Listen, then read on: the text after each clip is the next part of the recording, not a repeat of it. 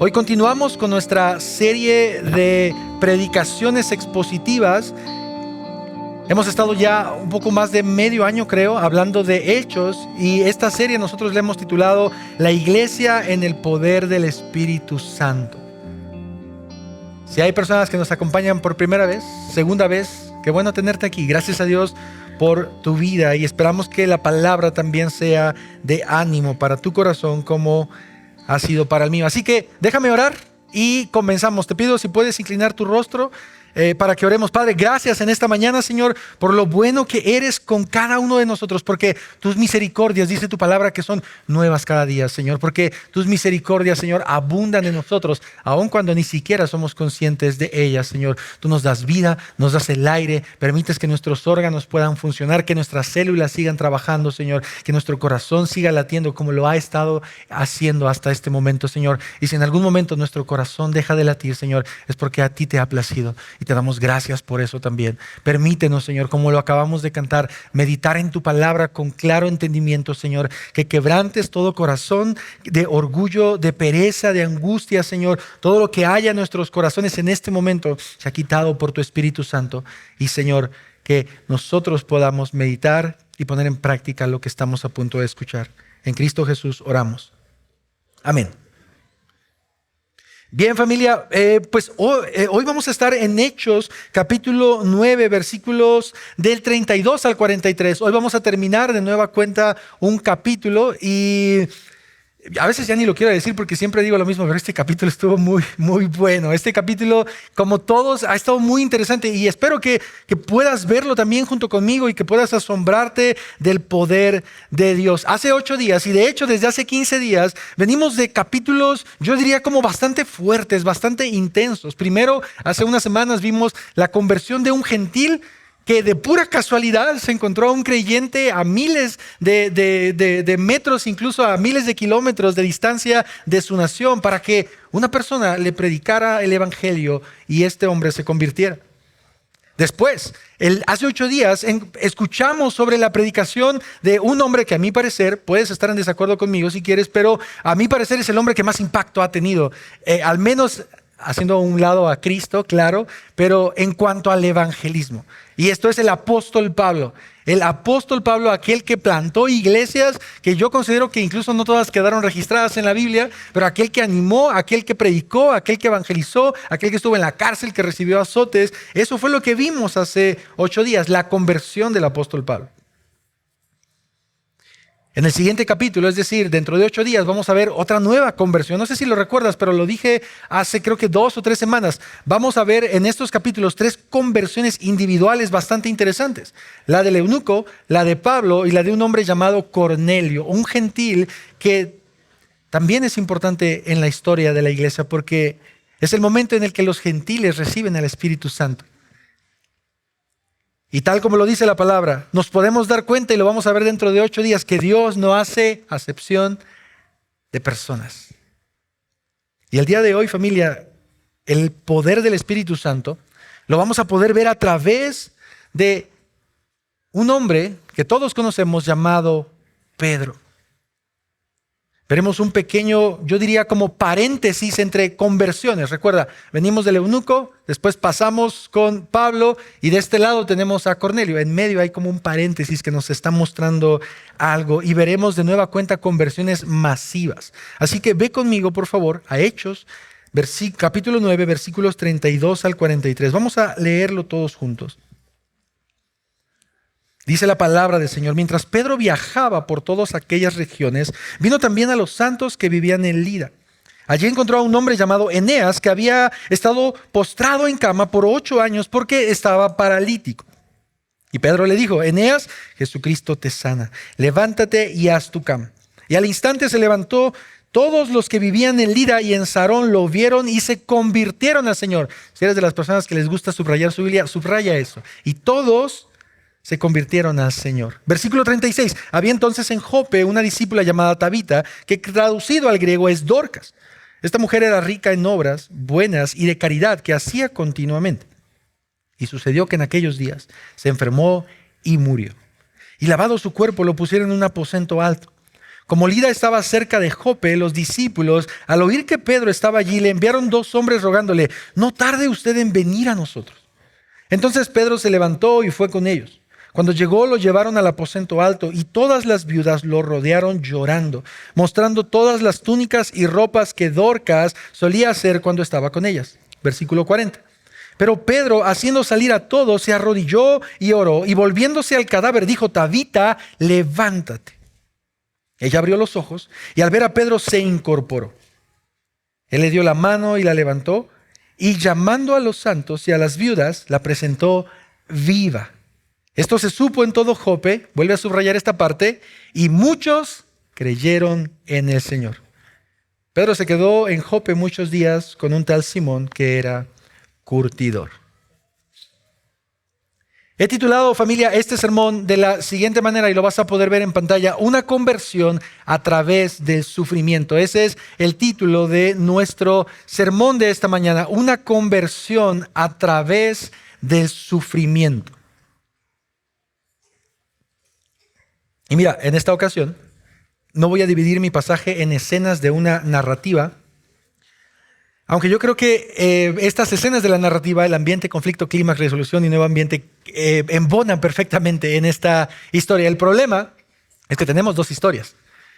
Tendría que hacer 2 ambientes, 2 conflictos, 2 clímax, 2 resoluciones, etc. Así que lo que voy a hacer, y creo que esto es lo que está haciendo el autor, es decir, el doctor Lucas, es simplemente dividir mi pasaje en 2 historias. La historia de Eneas y la historia de Dorcas o Tabita. Así es como vamos a dividir, solamente en 2 puntos y 2 ideas generales. Y antes de comenzar, quiero compartir contigo la idea principal. Lo que trato de hacer entre semanas es resumir todo el sermón en una sola idea, a modo de que tú puedas llevarte eso a casa. Y eso es lo que vamos a estar hablando en esta mañana. Dios utiliza cualquier circunstancia de tu vida para glorificarse y atraer a otros al Evangelio. Repítela en tu mente, por favor. Léela y repítela en tu mente. Dios utiliza cualquier circunstancia de mi vida, ahí le puedes quitar el tú y pon de mi vida, para glorificarse y atraer a otros al Evangelio. Esa va a ser la idea principal con la que vamos a estar trabajando, familia, durante este pasaje. Hace unas semanas, el 23 de noviembre para ser específico, no sé si lo supiste, pero salió en las noticias cristianas. Un cristiano que era una figura pública y tenía un ministerio de alabanza falleció de cáncer de pulmón. Era una persona realmente joven, creo que no tenía ni siquiera 40 años. Su nombre era Rick Botello. A lo mejor algunos lo conocen, algunos no. Era esposo, padre de 4 hijas, y la noticia informaba que él luchó contra el cáncer por alrededor de 18 meses. Yo en realidad no lo conocía, tampoco lo seguía, pero varios músicos o algunos músicos de los que yo sigo en las redes lo siguen a él o son amigos de él, y entonces varios comenzaron a publicar sobre esto. Entre ellos, y personas famosas, te agraden o tal vez no, es Juan Carlos Alvarado, Cash Luna, todos conocen ese nombre. Bueno, y otras personas. Ahora, no voy a hablar en estos momentos de la teología que este hombre tenía o de las personas que lo visitaron en el hospital. Ese no es el propósito de mi ilustración. Mi propósito son 2 cosas específicamente. Cuando este hombre estaba muriendo en el hospital, porque él hacía en vivos de él cantando o diciéndole a sus seguidores o a su iglesia cómo seguía, yo pude notar en estos videos que en medio del dolor y de la muerte había una alegría de este hombre por específicamente ver a sus hermanos y a sus amigos cantando junto con él. Es decir, él estaba en la cama del hospital y hacía un en vivo y después volteaba la cámara y entonces aparecían todos sus amigos cantando con él con una guitarra. Y eso me llamó mucho la atención. Y en segundo lugar, hay una frase que él dijo durante estos 18 meses que sabía que tenía cáncer, y la verdad es que me gustó, y la frase es la siguiente: Dios es bueno, dice él, mientras tenga pulso, tengo propósito. Una frase sencilla, pero profunda. Dios es bueno, él estaba muriendo, pero él sabía que Dios es bueno, mientras tenga pulso, tengo un propósito. Ahora, no estoy contándote tu historia porque considere que él tal vez sea un ejemplo, porque de verdad ni siquiera tuve el gusto de conocerlo o escuchar sus predicaciones, pero Me hizo pensar mucho cuando estaba preparando este sermón porque en esta mañana vamos a ver dos casos bastante difíciles. Vamos a ver un caso de una enfermedad que parece ser imposible de curar y vamos a ver un caso de una muerte. Hay un dicho que dice que lo último que muere el último es como la esperanza, ¿no? Estos dos personajes, la esperanza muere el último, creo, así dice. Estos dos personajes están lidiando seguramente con esto y voy a explicarte por qué. Así que ve conmigo a la primera historia, por favor. Esta primera historia que vamos a encontrar del versículo 32 al 35, yo la he titulado El milagro de Eneas, que produjo un milagro aún más grande. El milagro de Eneas, que produjo un milagro aún más grande. Versículo 32 dice: mientras Pedro viajaba por todas aquellas regiones, vino también a los santos que vivían en Lida. Date cuenta conmigo de algo, familia. Al igual que los demás discípulos y al igual que Felipe también, vemos que el apóstol Pedro está cumpliendo con el mandamiento que Jesús había dado en Hechos capítulo 1, versículo 8. ¿Recuerdas ese mandamiento? Lo hemos dicho varias veces. Me serán testigos, lo voy a resumir, en todo lugar. En Jerusalén, en Judea, en Samaria y hasta los confines de la tierra. Y ahora podemos ver que Hechos capítulo 9, 32 nos muestra eso. Pedro está predicando el evangelio, está visitando las aldeas, está predicando a personas que tienen necesidad de Cristo, pero hay algo importante que se nos dice en el primer versículo y es que Pedro también viene a los santos, es decir, a los creyentes que ya habían, valga la redundancia, creído en el Señor, pero los viene y los visita. El apóstol Pedro, quiero que veas cómo el pasaje nos muestra que toma un tiempo no solo para predicar el evangelio, sino para visitar a sus hermanos en Cristo que habían creído en él, pero tal vez estaban pasando por aflicción. El pasaje no nos lo dice, pero si tú y yo damos un retroceso, regresamos un poquito, puedes recordar que Hechos capítulo 8 nos dice que la iglesia estaba siendo perseguida, ¿recuerdas? Entonces, en el momento de que la iglesia estaba siendo perseguida, varios creyentes se dispersaron. Y es en este contexto en el que nosotros estamos viendo Hechos 9. La iglesia está siendo perseguida, por lo tanto, seguramente para varios creyentes la vida no está siendo fácil. Y el apóstol Pedro toma el tiempo para visitar a algunos hermanos, tal vez para animarlos, fortalecerlos, hacerles ver aún el evangelio de manera más amplia. Y en medio de estas visitas de Pedro, él se encuentra con un hombre que considero yo realmente necesitaba ser animado. Y este hombre es Eneas. Mira lo que dice el versículo 33. Allí encontró a un hombre llamado Eneas, que había estado postrado en cama por 8 años porque estaba paralítico. Apréndete este nombre porque lo voy a repetir muchas veces. Eneas. Pedro se encuentra con este hombre y tal vez el decir se encuentra es mucho porque en realidad Eneas no se podía mover. Es decir, Pedro tuvo que ir a visitarlo a su casa, a su lecho, en su cama, porque este hombre era paralítico. Y aunque el texto no nos lo dice, no nos dice si este Eneas era un creyente, yo considero que sí, solo por 3 razones bastante breves que te voy a dar. Número 1, porque dice el primer versículo que leímos que Pedro está visitando a ¿quiénes? A los santos. Y después dice que visita a Eneas. Número 2, cuando Pedro, y tal vez me voy a adelantar mucho en la historia, pero cuando Pedro hace un milagro en este hombre, el nombre de Jesús no le es extraño a Eneas. Es decir, no hay una plática previa de evangelismo. Simplemente Pedro le dice: Jesucristo te sana. Y número 3, porque al parecer, y lo vamos a ver en unos minutos, Eneas creyó en este nombre con fe. Es decir, pareciera ser que el nombre de Jesús no era algo extraño para Eneas. Pero lo vuelvo a decir, me estoy adelantando mucho en mi historia. Pero bueno, Pedro visita a este hombre y de acuerdo al pasaje nosotros podemos ver que este hombre no era paralítico de nacimiento. Parece ser que 8 años atrás este hombre tuvo un accidente que hizo que se postrara en cama por un largo tiempo. Familia, híjole, yo estaba pensando, si tú fueras Eneas, ¿cómo te sentirías después de estar 8 años postrado en cama? Sé honesto contigo mismo. ¿Cuáles serían tus sentimientos después de ese periodo de tiempo en cama? Yo hice esta autorreflexión cuando estaba preparando el sermón. ¿Cuáles serían tus sentimientos? Es decir, tú tenías una vida normal como ahorita, tú podías caminar, podías trabajar, podías hacer muchas cosas, pero de repente te llega una enfermedad y te manda a la cama, no por una semana, no por un mes, por 8 años. ¿Cómo te sentirías? ¿Esperanzado? No lo sé. ¿Fortalecido en el Señor? ¿Alegre? Tal vez triste, desanimado, cansado, débil, afligido. No lo sabemos porque el pasaje no nos lo dice. Lo que sí nos dice es que Eneas tenía mucho tiempo en esas condiciones. 8 años de ser dependiente de los demás.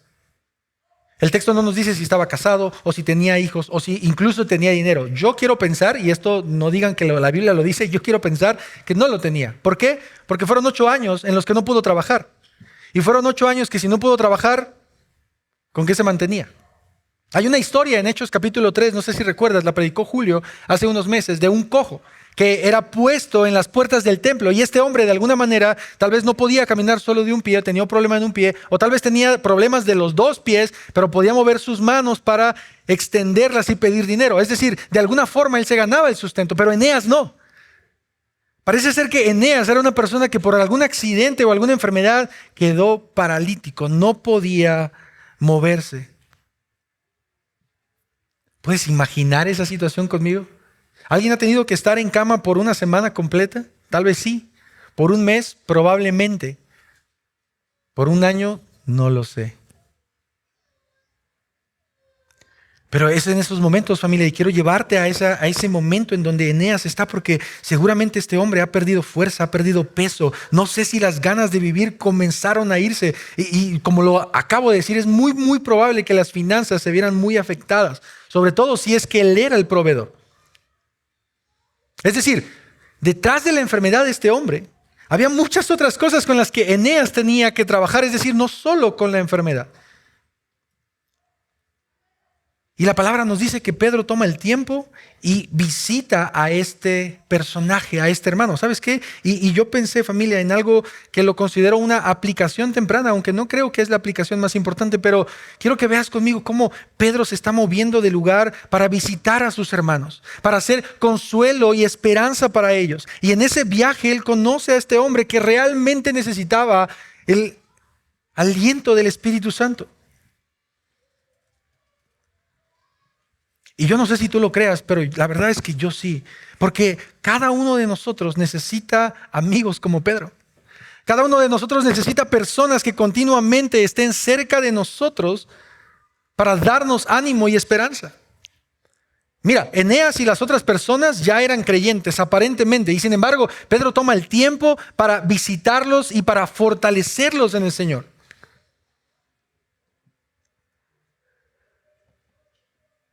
Y no sé si tú eres una persona que nunca sufre, que nunca te duele nada, que nunca estés desanimado. Yo sí, muchas veces seguido, perdónenme por desilusionarlos como pastor, y esta idea que el pastor nunca sufre y nunca llora y que nunca le pasa nada, no sé de dónde la sacaron, pero no es así. Y ¿saben qué? En momentos como estos que está viviendo Eneas, ¿cuánta necesidad hay de hermanos en Cristo que se acerquen a ti? Y cada uno de nosotros en varias ocasiones nos vamos a encontrar en una de las 2 posiciones de este pasaje. O seremos un Pedro que esté para animar y alentar a otras personas, o seremos unos Eneas que tal vez estemos en momentos de aflicción y de dolor y que necesitamos de otras personas. Así que solo para pasar de esta idea, déjame preguntarte, ¿en qué situación te encuentras tú en esta mañana? ¿Eres un Pedro que está fortalecido y que está fortaleciendo y animando a los otros hermanos?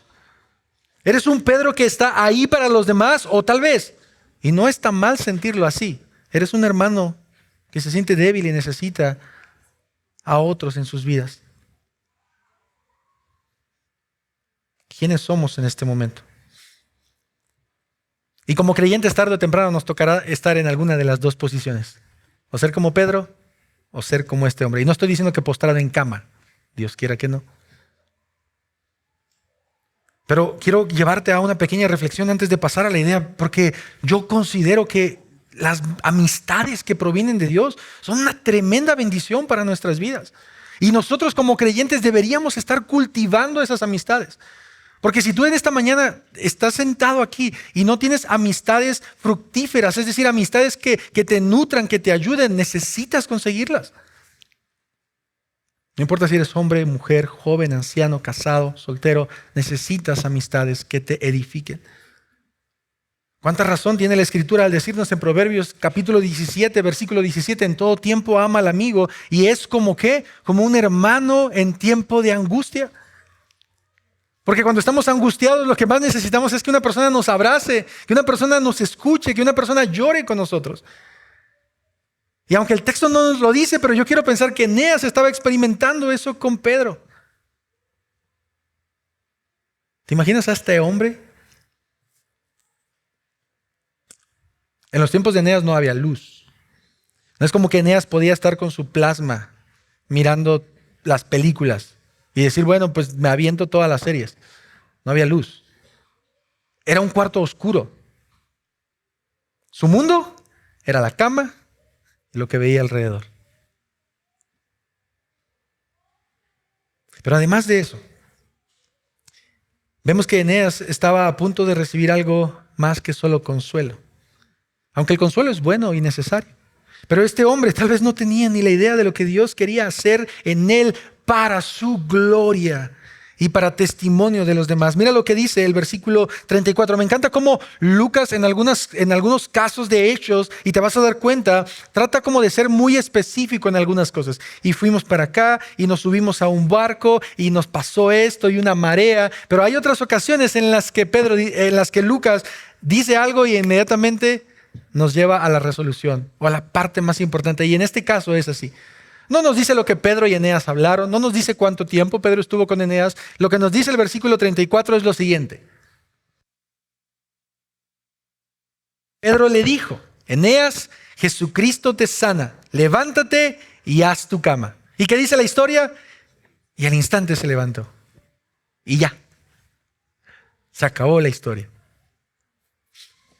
Quiero que veas conmigo cómo Pedro, además de animarlo, al igual que en el capítulo 3 de Hechos, sana a este hombre. Y lo he dicho en otras ocasiones, pero familia, quiero recordarte esto. Lo que estamos viendo ahorita es un milagro asombroso en la vida de una persona que lo necesitaba tanto. Y no sé si a ti te pase, pero a veces estamos acostumbrados de leer la Biblia o de ver sobre los milagros que Jesús o los apóstoles en el Antiguo Testamento hicieron, que como que se nos da igual, como que le perdemos el valor a lo que Dios está haciendo. Pero aquí en Hechos capítulo 9 encontramos la historia de un hombre que está sufriendo y de un momento a otro Dios lo sana. Y este hombre ahora puede moverse. Y hay dos cosas que me llaman la atención antes de terminar con la primera historia de Hechos 9. Quiero que veas conmigo cómo en el primer versículo, es decir, en el versículo 34, cuando Pedro le dice, Eneas, Jesucristo te sana, Pedro reconoció y quiso dejarle muy en claro a este hombre que el único que estaba sanando a Eneas era Jesús.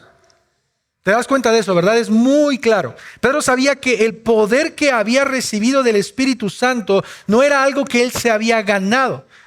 Él nunca se sintió el merecedor de ese poder o que él sanaba a las personas. Es por eso que la expresión de Pedro incluso no es yo te sano en el nombre de Jesús, es Jesucristo te sana.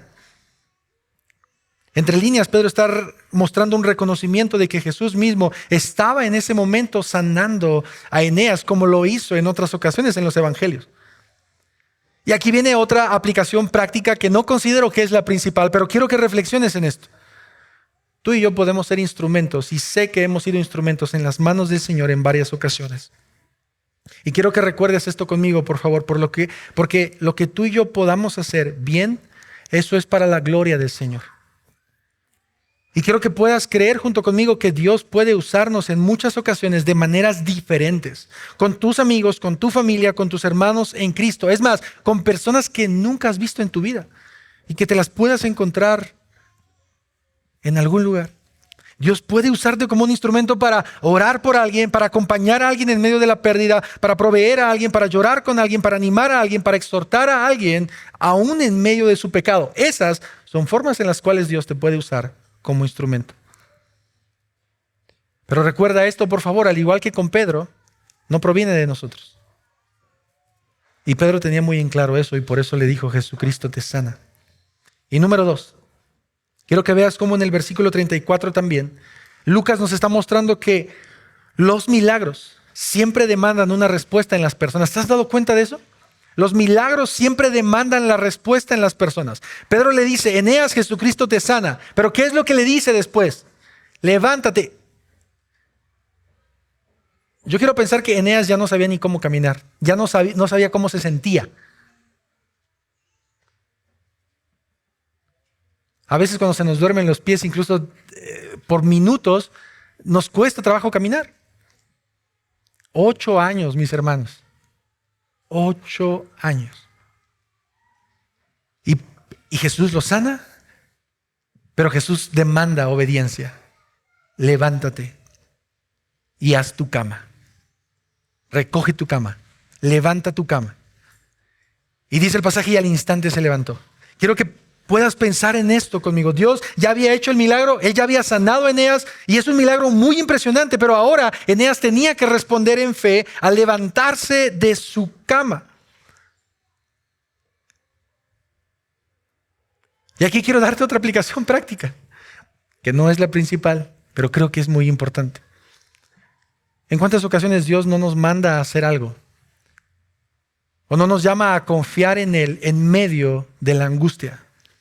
Y nuestra labor como hijos de Dios es dar ese salto de fe y dar ese paso de confianza como Eneas, aunque no sepamos cómo hacerlo. Quiero recordártelo una vez más. Eneas tenía 8 años sin caminar.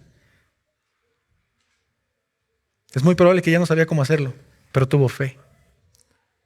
Y cuando tú y yo estemos pasando por momentos de angustia, de tristeza, de enfermedad, incluso como la de Eneas, aún en medio del dolor que podamos estar viviendo, Dios te dice a ti y me dice a mí: confía porque yo estoy contigo.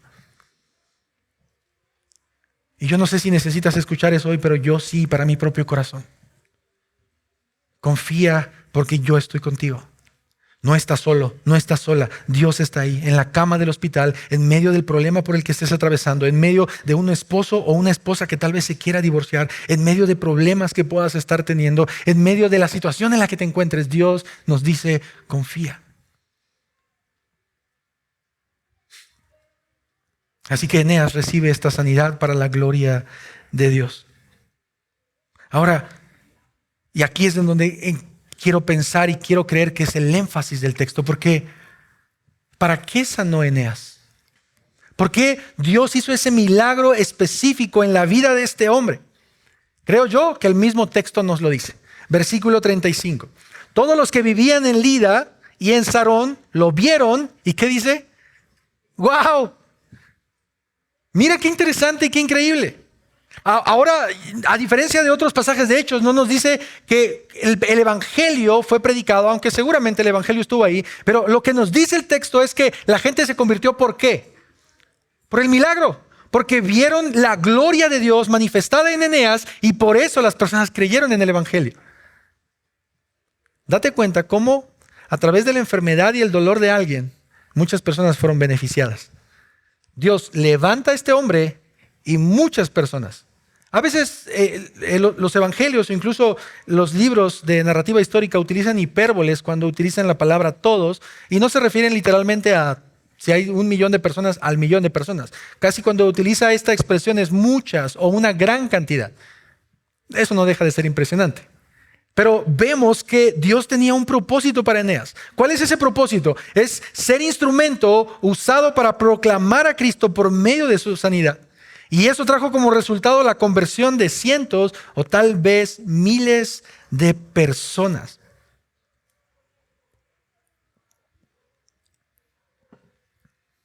Familia, la enfermedad de uno, de alguna forma indirecta, trajo la sanidad de muchos. Recuerda esto, por favor. La enfermedad de uno, de forma indirecta, trajo la sanidad de muchos. Sanidad del corazón y del alma. Eneas se levantó de su lecho, pero muchos otros se levantaron de una muerte espiritual, gracias a que Dios utilizó la vida de este hombre para su gloria. Fue la obra del Evangelio y el poder de Dios el que hizo esta obra. Tenemos a un hombre afligido, pero después tenemos a un hombre que está glorificando y exaltando al Señor. Y ahora ve conmigo, por favor, a la segunda historia, que como ya la leíste, en realidad es muy parecida. Y mira, en esta segunda historia o segunda idea, quiero que puedas ver cómo también utiliza Dios la enfermedad y aún la muerte para su gloria. Esta segunda idea yo la he titulado El milagro de Dorcas que produjo un milagro aún más grande. ¿Te acuerdas cuál fue el primer punto? Claro, si lo leen se van a acordar. Los vi a todos bajando la cabeza. El milagro de Eneas que produjo un milagro aún más grande. El milagro de Dorcas que produjo un milagro aún más grande. Versículo 36. Había entonces en Jope una discípula llamada Tabita, que traducido al griego es Dorcas. Esta mujer era rica en obras y de caridad que hacía continuamente. Nuestra segunda historia comienza casi parecida a la primera. Es decir, comienza presentándonos a un personaje. Y no sé si sabías, pero estos dos personajes en realidad no vivían tan lejos, vivían bastante cerca. Jope y Lida estaban aproximadamente a unos 15, 16 kilómetros el uno del otro. Y esta mujer llamada Tabita o Dorcas vivía en Jope. No sé si tú recuerdas, pero en Jonás se nos muestra este lugar. ¿Recuerdas? Dios le habla a Jonás y le dice, quiero que vayas a Nínive. ¿Y qué es lo que hace Jonás? Se va a otro lado. Pero Jonás baja a Jope. Jope era un puerto marítimo, de ahí salían muchos barcos para diferentes lugares. Entonces, es este mismo lugar. Y nuestro pasaje nos introduce a nuestro segundo personaje de una manera muy interesante, a mi parecer. No sé si has pensado, pero hay varias resurrecciones de Jesús en los evangelios. Por ejemplo, tenemos la resurrección de la hija de Jairo, tenemos la resurrección del hijo de la viuda de Naín y tenemos la resurrección de Lázaro. Pero de manera interesante, con esas tres resurrecciones no se nos dice nada sobre los personajes. De Lázaro tal vez, era hermano de Marta y María, pero nada de su carácter. Pero con esta mujer es diferente, ¿te diste cuenta, no?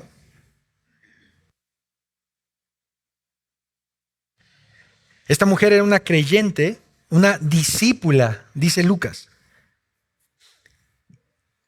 Y no sé si tú creas esto, pero yo quiero pensar que, de hecho, Lucas está como echándole flores, o sea, está elogiando las virtudes de esta mujer. Dice que esta mujer era muy generosa, dice rica en obras, y no cualquier obras, sino obras buenas y de caridad. Es decir, esta mujer ayudaba a los demás, ayudaba a los necesitados, y por si fuera poco, que no lo es, lo hacía continuamente. No tienes que responderme, pero ¿cuándo fue la última vez que nosotros hicimos obras de caridad o ayudamos a una persona sin querer recibir a cambio algo? Y no me estoy refiriendo tal vez, aunque de alguna manera es a tal vez que le des $1 o $2 a una persona en la calle, sino verdaderamente hacer algo de corazón sin esperar algo a cambio. Bueno, Lucas dice que esta mujer lo hacía constantemente. Lo que podría hacernos pensar, o al menos yo así lo vi, puedes estar en desacuerdo conmigo, que es muy probable que esta mujer tenía dinero. Para ayudar a alguien continuamente y hacer continuas obras de caridad y obras buenas, necesitas el sustento para hacerlo. Ojo aquí, no estoy diciendo que si no tienes dinero no puedes hacerlo. No estoy diciendo eso. Pero el pasaje nos muestra que esta mujer lo hacía continuamente, era constante la ayuda.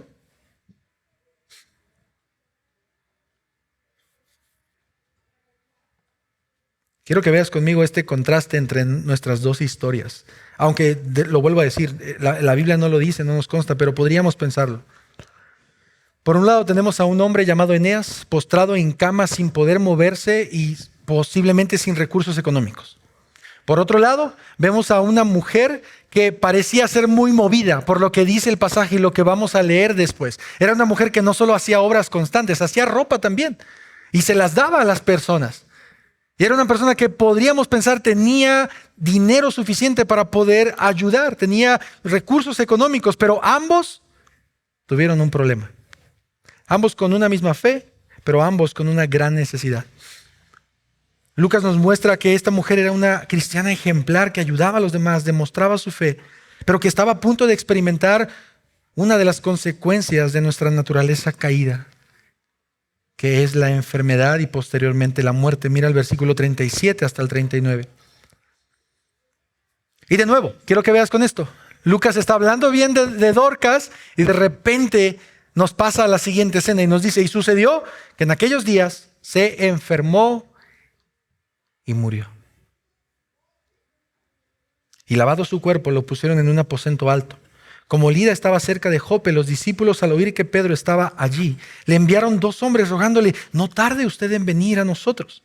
Entonces Pedro se levantó y fue con ellos. Cuando llegó, los llevaron al aposento alto, es decir, ya la estaban velando, su cuerpo ya había sido lavado, y todas las viudas rodearon a Pedro llorando, mostrándole las túnicas y ropas que Dorcas solía hacer cuando estaba con ellas.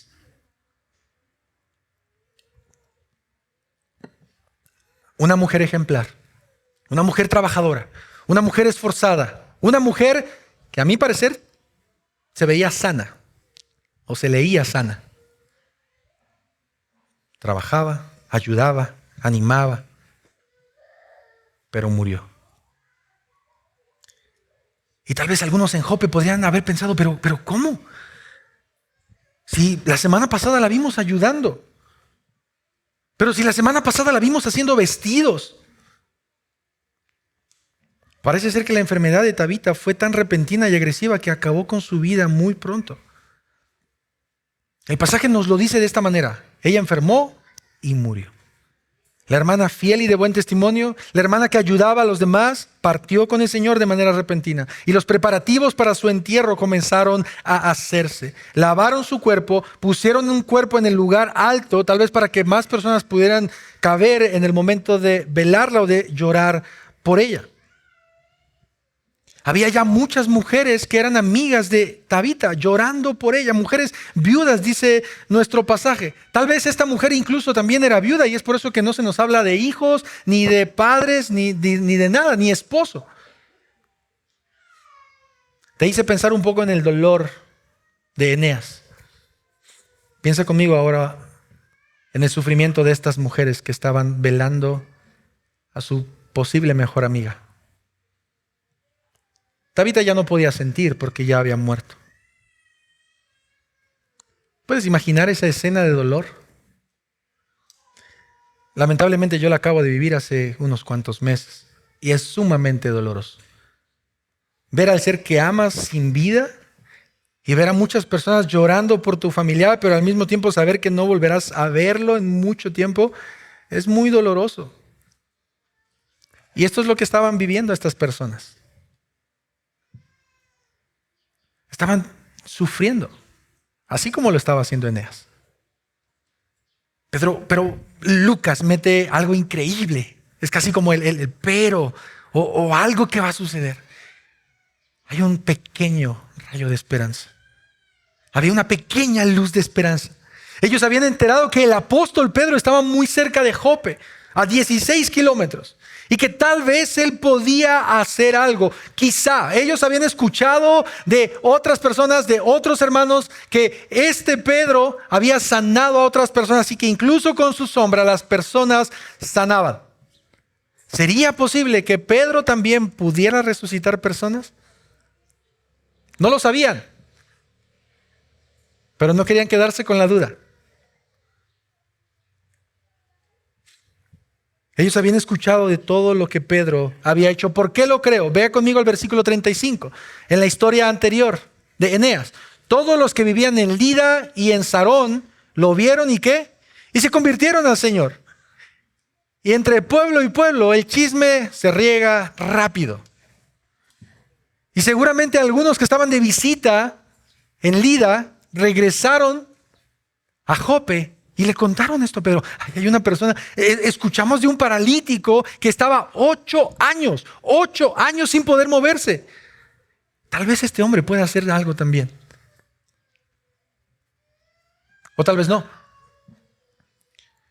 Tal vez los discípulos o los creyentes que estaban en Jope, como Tabita, lo único que querían de Pedro era que estuviera con ellos, para consolarlo, animarlos y darles esperanza en medio del dolor que estaban experimentando. Eso no lo sabremos hasta que se los preguntemos a ellos cuando estemos en la eternidad. Pero lo que sí podemos ver es que está a punto de ocurrir un milagro realmente increíble. Pedro llega de inmediato. Cuando escucha sobre Tabita, no sabemos si la conocemos, si él la conoce, perdón. Pero él llega y algunas viudas se acercan a él a mostrarles la ropa que esta mujer hacía, la ropa en vida. Y si esta mujer hacía buenas obras, quiero pensar que parte de sus buenas obras era vestir también a las viudas. Y mira conmigo lo que dice el versículo 40 y 41. Y quiero que mientras leamos estos versículos, al mismo tiempo venga a tu mente la historia de Jesús resucitando a la hija de Jairo. Porque es una escena casi idéntica. Y quiero que lo pienses así porque Pedro estuvo en esa resurrección. ¿Recuerdas?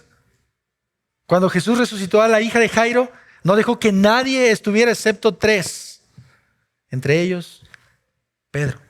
Versículo 40, pero Pedro, haciendo salir a todos, estaban en el aposento alto, estaban en el velatorio, si lo quieres ver así. Había mucha gente llorando, había personas tristes. Él los sacó a todos y hace algo increíble, se arrodilla y ora.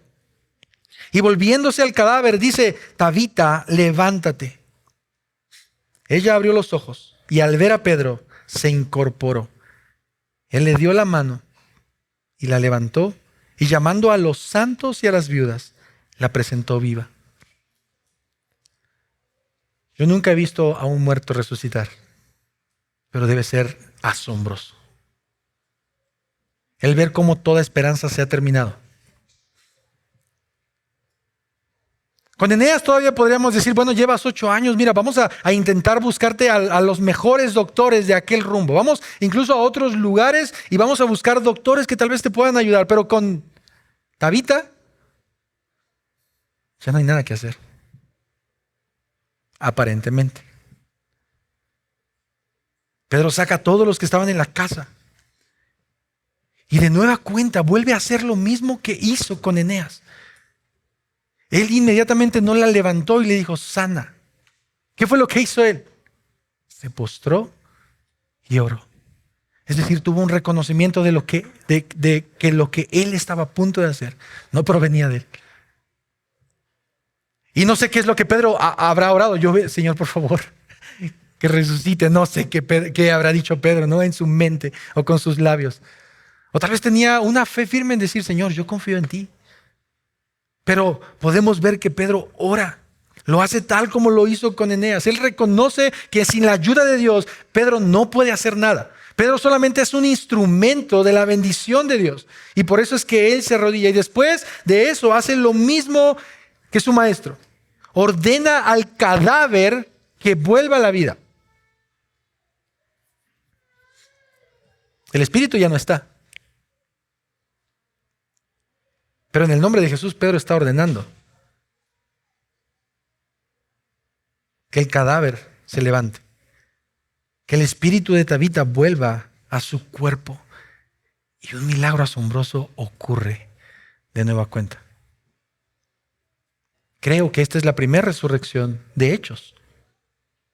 No recuerdo alguna otra en los capítulos que hemos visto. Una mujer que estaba muerta vuelve a la vida.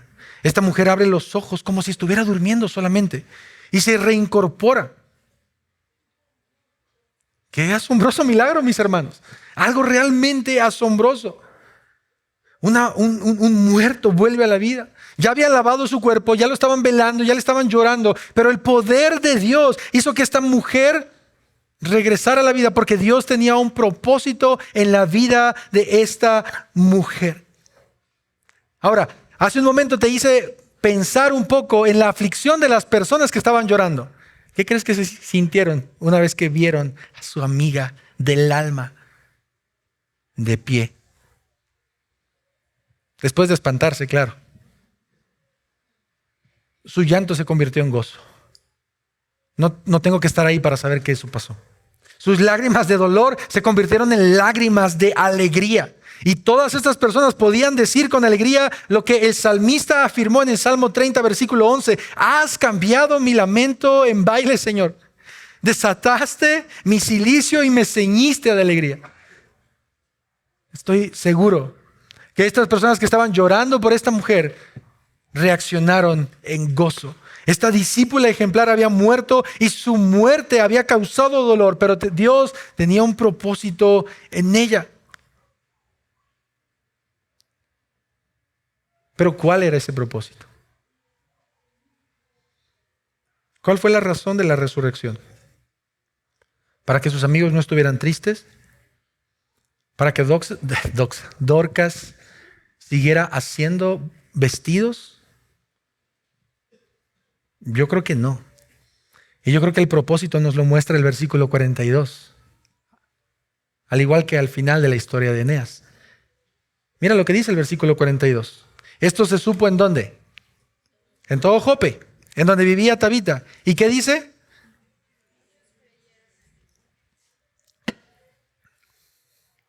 O sea, Eneas se levanta y el milagro de Dios hace que miles de personas crean en el Señor. La resurrección de Tabita, ella se levanta y hace que miles de personas crean en el Señor.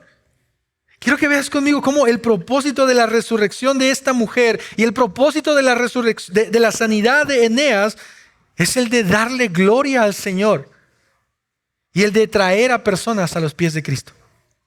¿Recuerdas cuál es la idea principal que compartí contigo al principio? La vas a ver en pantalla. Dios utiliza cualquier circunstancia en tu vida para glorificarse y atraer a otros en el Evangelio. Lo vemos de manera clara con Eneas y con Dorcas.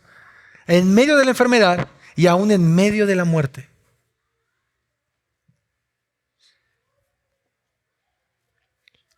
Mis hermanos, tú no eres nada distinto a Eneas y a Tabita. Nos enfermamos y morimos.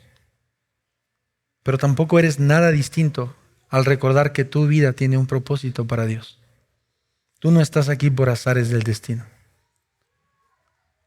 Y yo no sé cuál sea la situación que cada uno de ustedes tenga, si algunos de ustedes fueron planeados por sus padres, si sus padres los amaron, si sus padres los rechazaron, si sus padres los abandonaron. Pero aún así tu vida tiene un propósito. Y el propósito principal que nosotros tenemos es el de conocer y adorar a Dios.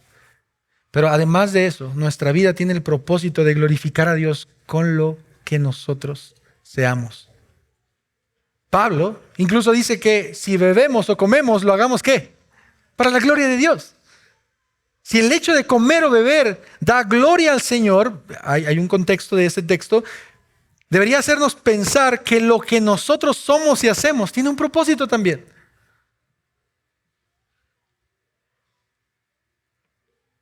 Tabita ya había recibido la vida eterna a través del sacrificio de Cristo, pero cuando ella resucita en su cuerpo mortal, aquellos que estaban muertos espiritualmente, al ver el gran poder de Dios en la vida de esta mujer, resucitan espiritualmente.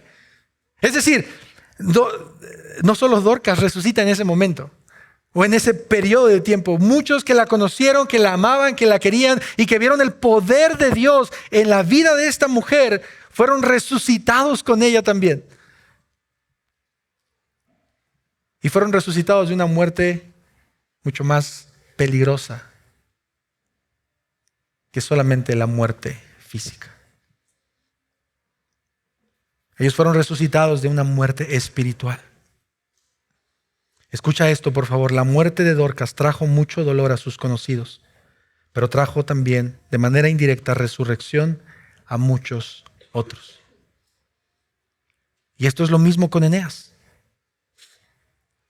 Porque en un sentido, a pesar de que podamos creer que Eneas era un creyente, en un sentido simbólico, Eneas era como una persona muerta en vida, no podía hacer nada. Estaba postrado en cama. No podía moverse, no podía hacer nada por él mismo, no podía ayudar a otros. Pero cuando él queda sano y recobra estas habilidades, muchos otros que escucharon también del poder de Dios a través de Eneas pasan de la muerte a vida. Ahora ellos son sanados de una enfermedad mucho más importante y mucho más grave que una enfermedad física, y es la enfermedad del corazón, la enfermedad del pecado. Familia, Dios utiliza nuestras circunstancias para glorificarse.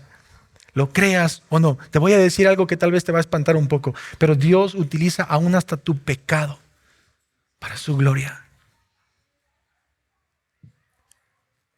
Lo voy a repetir una vez más. Por si dices, ¿qué herejía acaba de decir? Dios utiliza aún tu pecado para su gloria.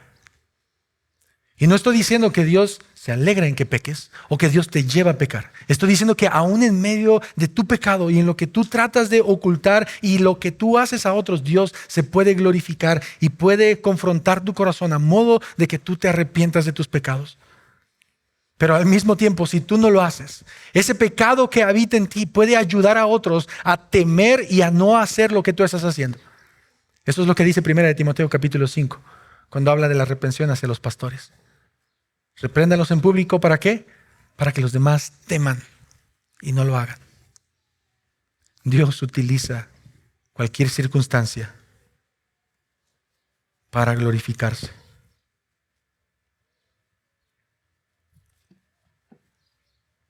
Imagina a María, la mamá de Jesús. Una madre muy joven, adolescente incluso, que después de cuidar a su hijo y recibir ese mensaje de esperanza y de lo que su hijo sería, pasan los años. Y era María la única mujer que literalmente podía decir, mi hijo es bueno. A veces como padres nosotros podemos decir que nuestros hijos son un pan de Dios. Algunos, más o menos. Pero esta mujer podía darle todos los elogios a su hijo. Mi hijo es perfecto. Mi hijo no hace nada malo, literalmente. Pasan los años y María ve cómo su hijo empieza a crecer, no solamente en estatura, sino en sabiduría. Empieza a ganar adeptos, empieza a hacer discípulos que lo seguían a todos lados. Primero empezaron con 2, luego 3, luego 12, luego cientos, luego miles de personas. En el corazón y en la mente de María, ella pudo haber pensado, mi hijo es muy popular, mi hijo es famoso. Y quiero pensar yo que estaba alegre, claro, ¿qué madre no lo estaría? Pero de un momento a otro, las circunstancias de su hijo cambian por completo. Y su hijo comienza a meterse en problemas con los líderes religiosos. Y a su hijo lo comienzan a amenazar de muerte. ¿Puedes pensar en el corazón de María? Bueno, pero tal vez tiene muchos seguidores, lo van a defender. No pasa nada. Vamos adelante, vamos a seguir adelante. Mi hijo está haciendo las cosas bien.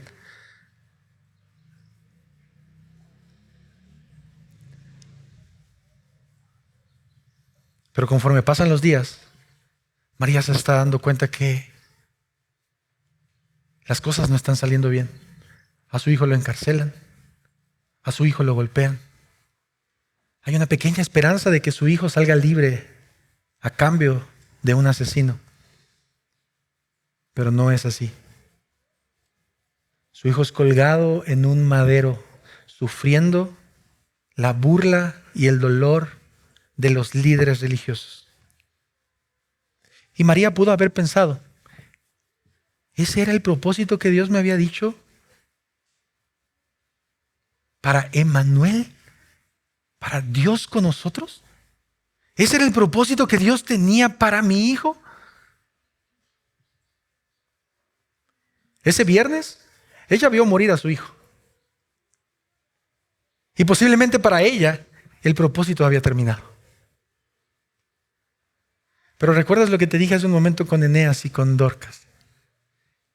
Sus vidas tenían un propósito y su enfermedad y muerte también lo tenían. ¿Qué mayor propósito es la muerte de Cristo en la cruz del Calvario para nosotros?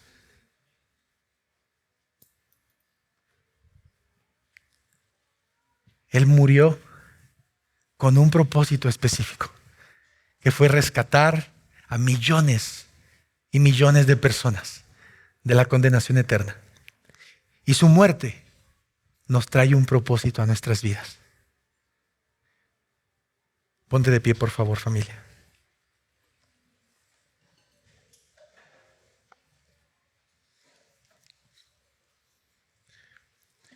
Muchos de nosotros estamos terminando el año con diferentes emociones en nuestro corazón. Algunos están felices porque están próximos a casarse. Otros están felices porque acaban de salir del hospital. Algunas personas están alegres porque acaban de tener a su hijo. Pero hay personas que están padeciendo enfermedades, que un familiar acaba de morir recientemente, que se acaba de enterar de una enfermedad muy grave en sus vidas.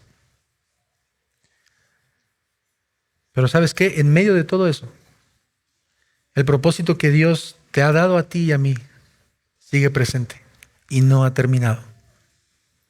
Y quiero animarte en el amor de Jesús, que estas últimas semanas que nos quedan de diciembre, tú y yo podamos meditar, Señor, ¿qué es lo que tú quieres para mí?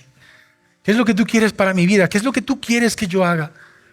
¿Cuál es el propósito por el cual yo estoy en este mundo? ¿Cuál es el propósito por el cual tú me creaste desde el vientre de mi madre? Y espero que el Espíritu Santo te pueda llevar a ti y a mí a la reflexión final de decir, yo vivo para ti y para tu gloria.